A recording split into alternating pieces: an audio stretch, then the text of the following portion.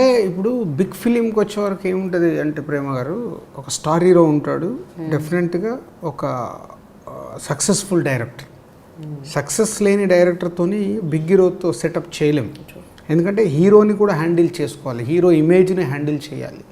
So ప్రేక్షకులకి హీరోని ఎలా చూపించాలంటే ఆ డైరెక్టర్కి అన్నీ తెలిసి ఉండాలి. ఆ కాంబినేషన్లో చేసినప్పుడు ఐఎమ్ థర్డ్ పర్సన్, అంటే హీరో ముందు ఉంటాడు, డైరెక్టర్ సెకండ్, నేను థర్డ్, జస్ట్ నేను చూసుకోవడమే. అక్కడ నాకు మీకు రోల్ ఉంటుంది, వర్క్ ఉండదు. అంటే వర్క్ ఉండదు మీనింగ్ అబ్జర్వేషన్ కరెక్టా, మా ముగ్గురు వాళ్ళకైనా డౌట్ ఉన్నా ఇలా వెళ్తున్నాం కదా కరెక్టేనా, ఇలా సింపుల్ డిస్కషన్లో చేసుకుంటూ వెళ్ళిపోతాం వన్స్ స్క్రిప్ట్ లాక్ అయ్యాక. సో ఒక ట్యూన్ డైరెక్టర్ ఫైనల్ చేసుకున్న తర్వాత హీరోకి వినిపించేసి నాకు వినిపించేసి ఎలా మీ ఇద్దరికి ఓకేనా అనుకున్నట్టు వెళ్తాం.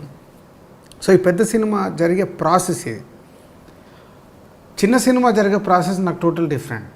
సో మ్యూజిక్ దగ్గరికి వెళ్ళి నేను ఇన్వాల్వ్ అవుతాను, ఆ డైరెక్టర్ని కూర్చోబెట్టుకుంటాను, మేమిద్దరం కూర్చొని ఒక స్క్రిప్ట్ కానీ ఏదైనా మార్పులు చేర్పులు కావాలన్నా అక్కడ ఫుల్ రోల్ ఉంటుంది. So total different.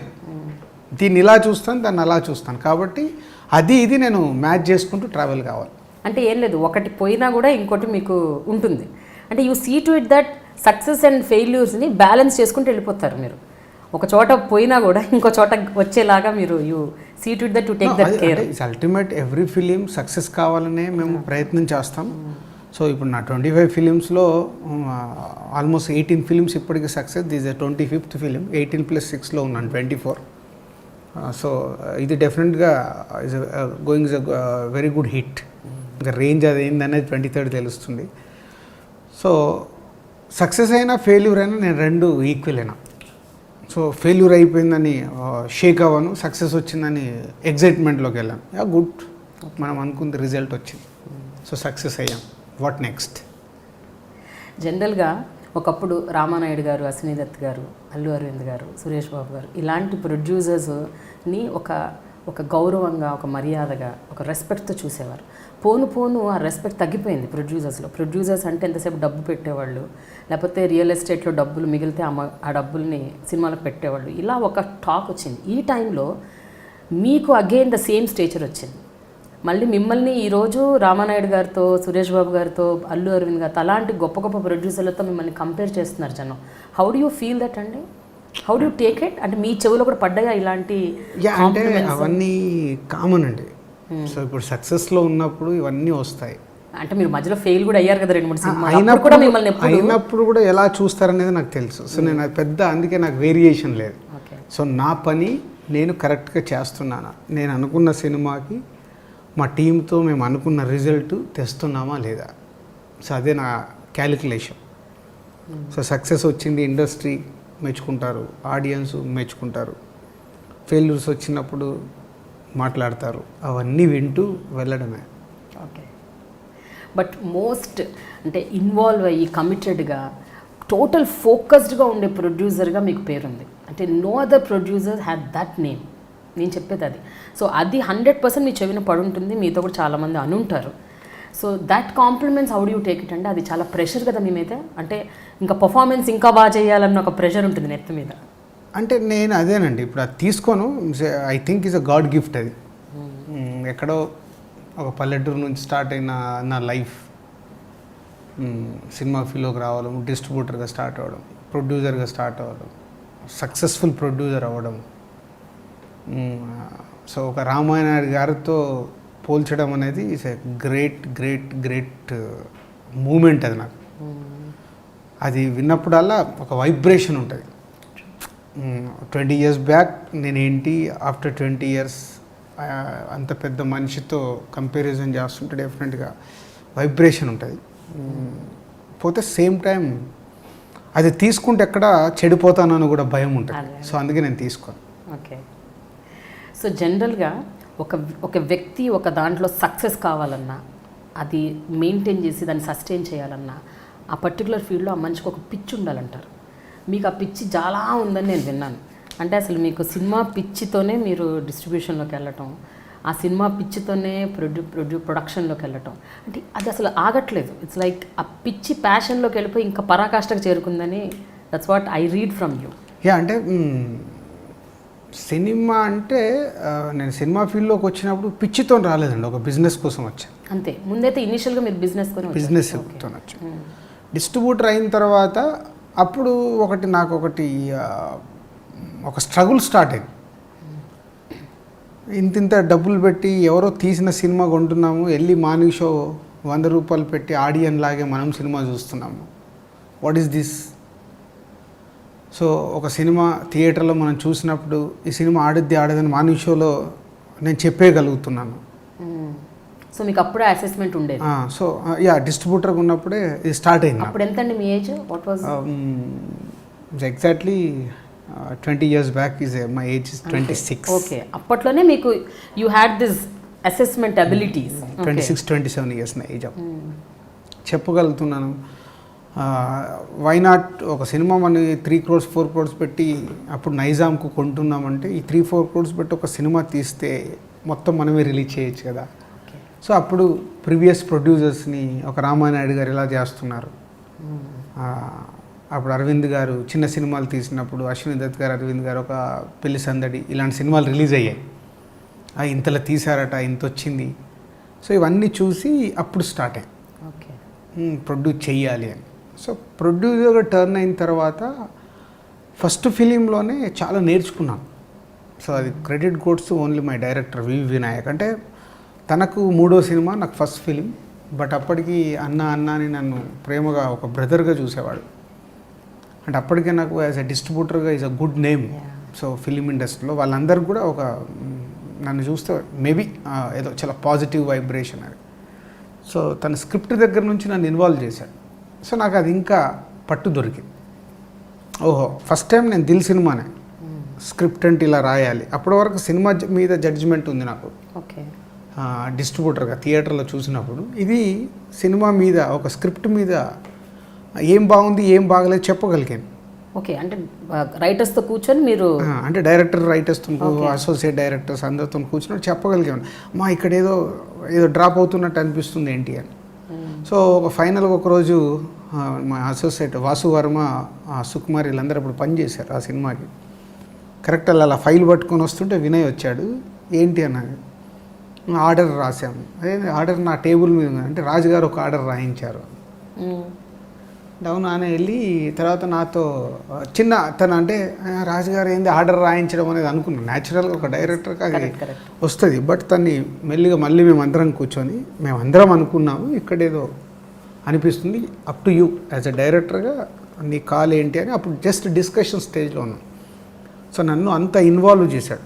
అలాగే మ్యూజిక్ దగ్గర కూడా నాకు దిల్ సినిమాకు వినయ్ తను ఠాగూర్లో బిజీగా ఉండడం వల్ల మ్యూజిక్ అంతా నాతోనే ఫాలో చేయించాడు. ఆ ట్యూన్ ఏందన్నా ఈ ట్యూన్ ఏంది నువ్వు వెళ్ళు ఆర్పితో కూర్చొని మ్యూజిక్ దగ్గర అలా ఇన్వాల్వ్మెంట్ దొరికింది. అలాగే షూటింగ్కి తన ఠాగూర్ షూటింగ్లో ఉండే అబ్రాడ్ షూటింగ్ ఉంటే దుబాయ్కి తను రాకుండా డ్యాన్స్ మాస్టర్లకు చెప్పి నాకే అప్పు చెప్పాడు. సో యా ఎవ్రీవేర్ నాకు ఇన్వాల్వ్మెంట్ ఇచ్చాడు వినయ్. ఒక స్క్రిప్ట్ దగ్గర మ్యూజిక్ దగ్గర అక్కడ వచ్చిన ఆ గ్రిప్ నాకు చాలా హెల్ప్ అయింది. తర్వాత నేను కొత్త డైరెక్టర్లతో చేసినప్పుడు ఆర్య, భద్ర, బొమ్మరిలు, మున్నా, కొత్త బంగారు లోకం అలా ఎవ్రీ1 అందరు కొత్త డైరెక్టర్ల. సో ఆ ఎక్స్పీరియన్స్ని ఆ డిస్ట్రిబ్యూటర్గా ఉన్నప్పుడు ఆ సినిమాలు చూసి జడ్జిమెంట్ చెప్పిన ఎక్స్పీరియన్స్, ఫస్ట్ సినిమాకు స్క్రిప్ట్లో మ్యూజిక్లో నేర్చుకున్న ఎక్స్పీరియన్స్ అలా నాకు పనికిస్తూ వచ్చింది. అన్ని సినిమాల మీద ఆ ప్రభావం పడడం వల్ల, కొత్త డైరెక్టర్లు అవడం వల్ల మేము ఒక టీం, నేను గొప్ప వాళ్ళు గొప్ప అనేది కాకుండా ఒక టీమ్గా పనిచేసాం. సో అలా ఒక 6-7 ఫిలిమ్స్ నాన్ స్టాప్గా సక్సెస్లు అవ్వడం, అందరు కొత్త డైరెక్టర్ని లాంచ్ చేయడం, ఇవన్నిటి వల్ల ఇది సాధ్యమైంది. కానీ రాజుగారు ఎప్పుడు అనుకుంటుంటారు జనరల్గా ఒక వ్యక్తి సక్సెస్ అయ్యాడంటే వాళ్ళకేముంది, వాళ్ళ వెనక చాలా ఆస్తి ఉంది, డబ్బు ఉంది, లేకపోతే వాళ్ళ వెనక ఏదో బ్యాక్గ్రౌండ్ ఉంది, ఇట్స్ ఈజీ ఫర్ దెమ్ అంటారు. ఏ బ్యాక్గ్రౌండ్ లేదు మీకు, కనీసం ఆస్తిపాస్తులు కూడా అంత గొప్పగా ఏమీ లేవు. You started completely with zero. Almost అనుకోండి హైదరాబాద్కి వచ్చింది జీరో. అండ్ మీరు ఉన్నది అసలు సినిమా ఇండస్ట్రీకి సంబంధం ఏమాత్రం లేని ఒక ఫీల్డ్, ఆటోమొబైల్ ఫీల్డ్ నుంచి వచ్చారు మీరు. అంటే అంటే మీకు ఆ రోజుల్లో అనుకున్నారండి ఒక 15 ఏళ్ల తర్వాత 20 ఏళ్ల తర్వాత ఇలా నేను ఇంత సక్సెస్ అవుతాను, నాకంటూ ఒక పేరు ఉంటుంది, నాకంటూ ఒక రికగ్నిషన్, అంటే any did you dream at least కనీసం థాట్ కూడా లేదు. డ్రీమ్ అంటున్నారు మీరు, థాట్ కూడా లేదు. మా ట్రావెల్ ఇక్కడ వరకు వస్తుందని నాకు నా ఊహలో కూడా లేదు. ఓకే. సో ఏది వచ్చినా ఇదే భగవంతుడు ఇచ్చిండే, ఇది అసలు ఇంపాసిబుల్. ఎవరికో కోటిలో ఒక మనిషి కానీ ఇలాంటి అవకాశం వస్తుందో లేదో నాకు తెలియదు, కానీ నాకు మట్టుకు అవకాశం వచ్చింది. ఒక 02 correct 1997 December 25th my successful film పెళ్లి పందిరి రిలీజ్ అయింది. సో ఈ December 25th 20 years. ఈ 20 సంవత్సరాలు ఒక 0 నుంచి ఈ స్థానంకి రావడం అనేది గ్రేట్ గ్రేట్ గ్రేట్ అచీవ్మెంట్. అయినా అయితే అంతకుముందు మీరు తిన్న ధక్కా ముక్కల గురించి ఒకసారి మాట్లాడుకోవాలి. 1996లో మీరు హర్షిత ఫిలిమ్స్ అని పెట్టారు. కరెక్ట్. 1 yearలో 3 సినిమాలు తీశారు. ఆ 3 సినిమాలు అట్టర్ ఫ్లాప్ అయ్యాయి. డిస్ట్రిబ్యూషన్ రైట్స్ తీసుకున్నారు. ఆ 3 సినిమాలు పోయాయి. 3 సినిమాలకు దాదాపు ₹1,00,00,000 కంటే ఎక్కువ, 80 lakhs పోయింది, ఆల్మోస్ట్ 1 crore యూ లాస్ట్. అప్పుడు ఏమన్నా మీరు పెద్ద స్థితిమంతులు కూడా కాదు, పెట్టిన డబ్బు రావటం కాకుండా పోయాయి ఇంకా ఎక్కువగా. So you almost went into loans, అప్పుల్లోకి వెళ్ళిపోయారు. సో అప్పుడు ఆ క్షణం ఏమనిపించింది? కంటిన్యూ అవుదాం అనుకున్నారా, వెళ్ళిపోయారు? ఇప్పుడు ఆల్మోస్ట్ బ్యాక్ వెళ్ళిపోయానండి. అప్పటికి 80 lakhs పోయింది, 40 lakhs మా ఇన్వెస్ట్మెంట్ ఉండే పోయింది, 40 lakhs అప్పు ఉంది. సో బ్యాక్ వెళ్ళిపోయి మా ఆటోమొబైల్ ఫీల్డ్లోనే, సో ఏదో మళ్ళీ అప్పు కట్టాలి, ఇంకా వేరే ఆప్షన్ లేదు. అప్పుడే అప్పు నుంచి వస్తున్న ప్రెషర్స్, హారిబుల్ స్టేజ్ అది. ఇటు మా రన్నింగ్ బిజినెస్ని హోల్డ్ చేయాలి, అప్పులు కట్టాలి. ఆ రెండిట్ల మధ్యలో ఆ స్ట్రగుల్ ఒక 1 year అయితే ఇట్స్ హారిబుల్. పోతే అక్కడ నేను అందుకే మనుషులు మన నిజాయితీగా ఉంటే ఏదో ఒక రోజు భగవంతుడు మనకు టర్నింగ్ ఇస్తాడనే దానికి నా లైఫ్లో జరిగిన ఇన్సిడెంటే. అరుంధతి అనే సినిమా అప్పుడు కాస్ట్యూమ్ కృష్ణ గారు తీస్తే 36 lakhs కొన్నాం. అరుంధతి ఏ అరుంధతి అండి? అప్పుడు సౌందర్య క్రాంతి కుమార్ గారి 36 lakhs కొన్నాం. రిలీజ్ రోజు 34 lakhs కట్టాము, 2 lakhs లేదు. 34 lakhs కడితే సినిమా రిలీజ్ అయింది, డిజాస్టర్. మొత్తం డబ్బులు పోయింది, 0. 34 lakhs పోయింది. అండ్ అప్పుడు ప్రింట్ అండ్ పబ్లిసిటీ ఉండేది, అవన్నీ కలిపితే టోటల్ మొత్తం పోయింది అన్నట్టు. అయ్యో. 4th డేనో 5th డేనో నేను కాస్ట్యూమ్ కృష్ణ గారికి ఫోన్ చేస్తే ఆయన ఫోను అవాయిడ్ చేయట్లే. అంటే జనరల్గా ఒక ప్రొడ్యూసర్ డిజాస్టర్ అయింది, ఇప్పుడు డిస్ట్రిబ్యూటర్లకు సమాధానం చెప్పాలంటే చిన్న ఉంటుంది. బట్ నేను పట్టుకొని వెళ్ళి కలవాలని అంటే ఆయన ఏదో ఫ్లాప్ అయింది కాబట్టి వచ్చేదని అడుగుతారేమో వెళ్ళి నేను కవర్ ఇచ్చాను. 2 lakhs అది బ్యాలెన్స్ 2 lakhs. అదేంటంటే సార్ మీకు 36 lakhs కదా కమిట్మెంట్, ఆ 2 lakhs ఇవ్వాలి కదా అని ఇచ్చాను. సో ఇండస్ట్రీలో ఒక్కరే మొదటి ఆఖరి వ్యక్తి అంటారు, ఇండస్ట్రీలో జరగదు మామూలుగా అది. సో మాకు తెలియదు కాబట్టి మన కమిట్మెంట్ కదా, మన ఫేట్, మనం సినిమా కొనుక్కున్నాం. అది నాకు ఎలా ఉపయోగపడిందంటే కాస్ట్యూమ్ కృష్ణ గారు నెక్స్ట్ అనురాగ సంగమాన్ని కన్నడ నుంచి రీమేక్ చేస్తూ జగపతి బాబు గారితో పెళ్లి పందిరి సినిమా మొదలు పెడుతున్నారు. సో నన్ను ఓపెనింగ్ పిలిచారు. ఎందుకంటే మేము ఎలాగో ఇంకా ఆల్మోస్ట్ డ్రాప్ అయిపోయాము, ఎందుకంటే లేదు మీరు రండి అంటే నేను చెన్నై వెళ్తే నాకు VHS ఇచ్చాడు అనురాగ సంగమాన్ని. సివిరెడ్డి గారు ఆఫీస్కి వెళ్ళి నేను సినిమా వేసుకొని చూస్తే నాకు బాగా నచ్చింది. ఓకే, బాగుంది కానీ డబ్బు లేదు, ఏం చేయాలి. హైదరాబాద్ వచ్చిన తర్వాత శిరీష్ గారిని, లక్ష్మణ్ గారిని, మా బ్రదర్స్ని అందరినీ కూర్చోబెట్టి ఎలా చెప్పాలో కూడా నాకు ధైర్యం సరిపోవట్లా, కానీ నచ్చింది, ఇది చేస్తే బాగుంటుందనే ఫీలింగ్ ఉంది. ఎక్స్ప్రెస్ చేయడానికి చేసిన మా పెద్దనే నో సినిమా ఫీల్డ్ వద్దన్నారు. నో అయిపోయింది, క్లోజ్ చేసేసుకుని ఉన్న బిజినెస్ చేసుకున్నాము అని రిజెక్ట్ కొట్టాడు. సో మళ్ళీ శిరీష్ లక్ష్మణ్ ఫస్ట్ కన్విన్స్ చేశాను, నెక్స్ట్ మా చిన్నయ్యని కన్విన్స్ చేశాను. లేదు ఇది ఫైనల్ అటెంప్ట్. నాకెందుకో నా 6th సెన్స్ చెప్తుంది మనం సెలెక్ట్ చేసింది తప్పు కాదు, తప్పులు జరిగాయి, ఇది అవి ఏది నాకు కథ తెలియదు, ఇది నేను సినిమా చూసాను, ఈ సినిమా ఆడద్దు అనిపిస్తున్నా. ఓహో, అంటే అంతకు ముందు మీరు చేసిన 3 సినిమాలకు కథ తెలియదు, ఐడియా లేదు. జస్ట్ కాస్ట్యూమ్ కృష్ణ గారు వెనకాల ఏమేమి సినిమాలు తీశారు, బాగా సినిమాలని కాస్ట్యూమ్ కృష్ణ గారు. సో సివిరెడ్డి గారు డైరెక్టర్ అమ్మ నాన్న కావాలి అని ఒక సినిమా, సాయి ప్రకాష్ గారు 3 ఇట్లు తీశాడు. ఇంతే అనాల్సి, అంటే డైరెక్టర్ 3 ఇట్లు తీసాడంటే బాగా తీస్తాడు, ఈ ప్రొడ్యూసర్ సినిమాలు బాగున్నాయండి. అలా కొన్నవి అమ్మ నాన్న కావాలి అండ్ అరుంధతి. ఓకే. నచ్చితే మా చిన్ననే మెల్లిగా కన్విన్స్ అయ్యాడు. సరే కాస్ట్యూమ్ కృష్ణ గారికి ఫోన్ చేసి సరే ఏం చేయమంటారు, నచ్చింది నాకు, మరి డబ్బులు లేవంటే మీరు ఎంత చేయగలుగుతారో మీరు అంత డబ్బు రెడీ చేసుకోండి, షూటింగ్ స్టార్ట్ అవుతుంది అంటే ఇక్కడ జూ పార్క్లో షూటింగ్ జరుగుతుంటే వెళ్ళాను. వెళ్తే కాస్ట్యూమ్ కృష్ణ గారికి పార్ట్నర్స్ ఉంటే కల్పించాడు. సో రాజు గారికి చేయాలంటే వాళ్ళు వీళ్ళకి పెద్ద ఎక్స్పీరియన్స్ లేదు కదండి, మనకు వేరే ఆఫర్లు ఉన్నాయి, అవి ఆఫర్లు అంటే లేదు నాకు ఈయనకు చేయాలి, ఏం చేస్తారని చెప్తే ఒక రేటు 65 చెప్పారు. 60 lakhsకు ఫైనల్ చేశాను కానీ డబ్బు లేదు. దగ్గరే మాకు జూ పార్క్కి షాప్ దగ్గరే, సిద్ధంబర్ బజార్లో షాప్కి వెళ్ళిపోయి అందరికీ చెప్పా, బ్రదర్ని ప్లస్ వాళ్ళని పిలిచి 60 lakhs ఫైనల్ చేశా. వాళ్ళు ఇప్పుడు 6 lakhs కట్టమంటున్నారు, తర్వాత ఒక 6 lakhs, అలా 4 ఇన్స్టాల్మెంట్లు ఇచ్చారు. 24 lakhs కట్టాలి, రిలీజ్కి 36 కట్టాలి. ఓకే, మీరు ఫస్ట్ 6 lakhs ఆర్గనైజ్ చేయాలి.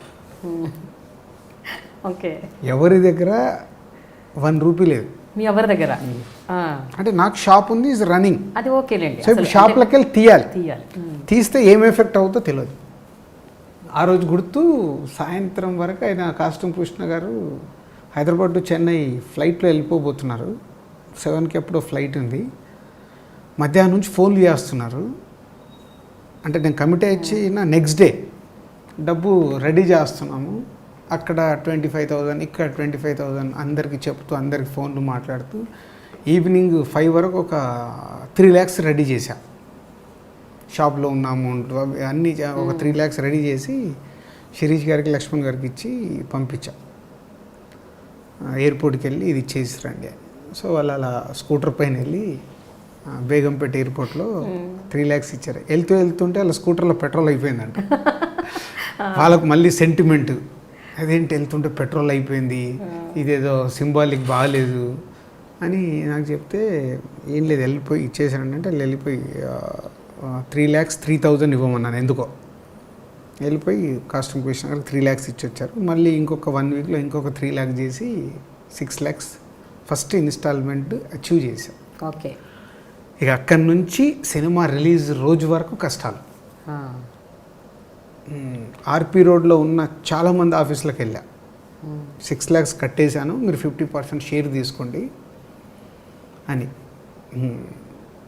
ఒక 3 ఆఫీసులకు వెళ్ళి అడిగేస్తే వాళ్ళకి ఎందుకు ఇంట్రెస్ట్ ఉంటుంది, ఆ సినిమా ఎందుకు జగపతి బాబు, అదేదో ఆ సినిమాలో హీరోయిన్ గుడ్డిదంట, అది ఎక్కడ ఆడుద్ది అంటే నేను కన్నడ సినిమా చూశానని చెప్పిన నా జడ్జిమెంట్ వాళ్ళకి ఎందుకు నచ్చుద్ది, ఆల్రెడీ డిస్ట్రిబ్యూటర్గా 3 ఫ్లాపులు కొన్నాను.